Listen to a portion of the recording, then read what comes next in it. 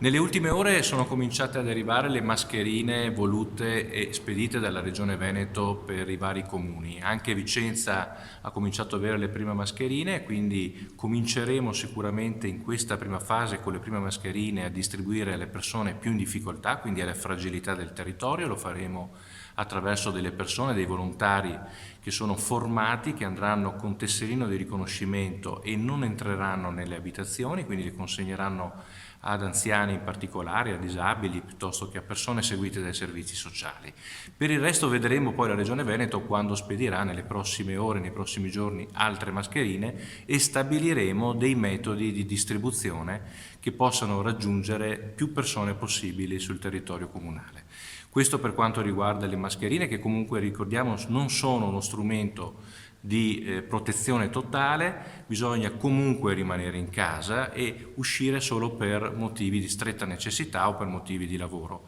meglio appunto sulla mascherina.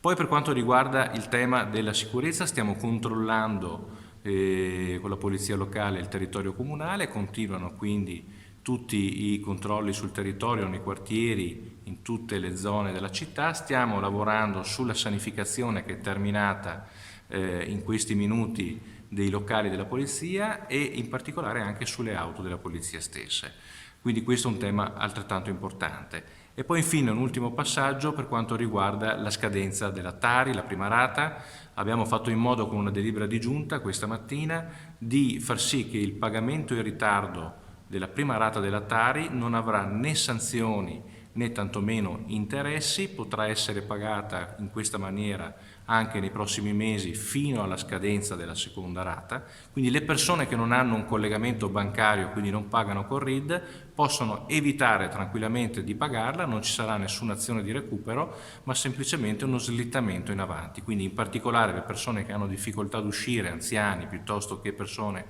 disabili o malate che non possono muoversi, tranquilli perché da questo punto di vista c'è delibera di giunta che ha stabilito lo spostamento.